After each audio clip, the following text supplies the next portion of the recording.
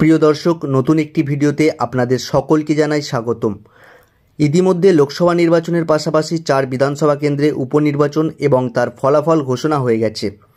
এবার রাজ্যে 6 বিধানসভা কেন্দ্রে উপনির্বাচন হতে চলেছে।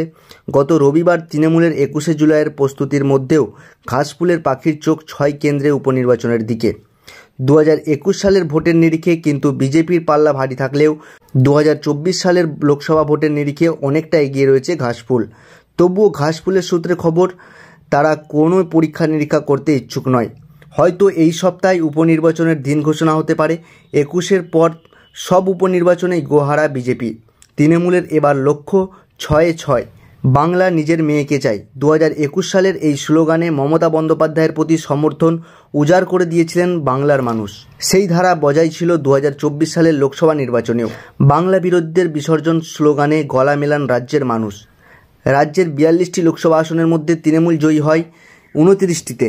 তাৎপর্যপূর্ণ হলো এটাই, 2021 সালের পর থেকে বিজেপির পরাজয় যেন থামছেই না। সেই সময় থেকে আজ পর্যন্ত কোনো বিধানসভা উপনির্বাচনে জয়ী হতে পারেনি বিজেপি।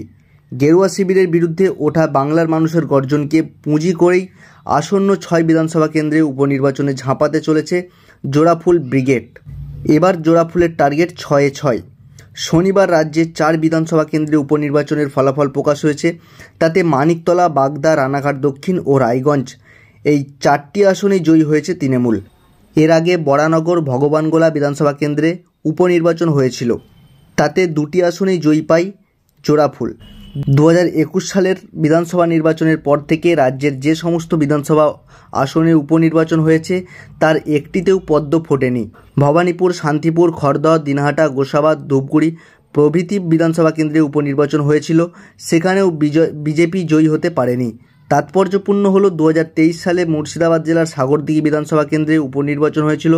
সেখানে কংগ্রেস প্রার্থী বাইরন বিশ্বাস জয়ী হয়েছিলেন।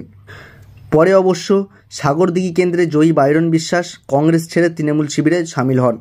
ফলে ভোটের ফলাফলে এটা বারবার সামনে আসছে, বিধানসভা ভিত্তিক উপনির্বাচনে ধরাশায়ী হচ্ছে বিজেপি।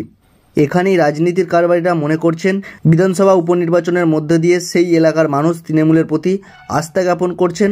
এই কারণেই যাতে মুখ্যমন্ত্রী মমতা বন্দ্যোপাধ্যায় সরকারের উন্নয়নের ধারা বজায় থাকে। সামনেই আরও 6 বিধানসভা কেন্দ্রে উপনির্বাচন হতে চলেছে। মূলত যে বিধায়করা লোকসভা ভোটে দাঁড়িয়ে সংসদ নির্বাচন হয়েছেন তাদের ছেড়ে যাওয়া বিধানসভা কেন্দ্রগুলিতে উপনির্বাচন হবে।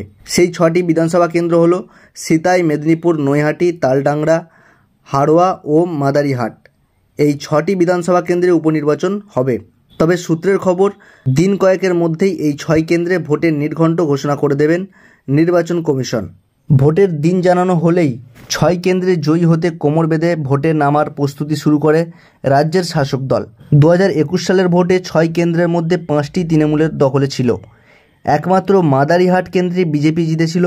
কিন্তু তৃণমূল বলছে উত্তরবঙ্গে এর আগে ধূপগুড়ির উপনির্বাচনে জোড়াফুল ফুটেছিল। ফলে মাদারিহাট কেন্দ্রেও জয় আসার সম্ভব নয়। তৃণমূলের রাজ্য সহসভাপতি জয়প্রকাশ মজুমদার বলেন, বিজেপির পরাজয় হয়েই চলেছে আর তৃণমূলের বিধায়ক সংখ্যা বাড়ছে। আসন্ন বিধানসভা উপনির্বাচনে আমাদের টার্গেট 6-6। এবারের 4 কেন্দ্রে বিধানসভা উপনির্বাচনের নজরদারিতে ছিলেন তৃণমূলের রাজ্য সভাপতি সুব্রত বক্সী। তিনি দলীয় নেতৃত্বকে ভোটের দায়িত্ব ভাগ করে দিয়েছিলেন।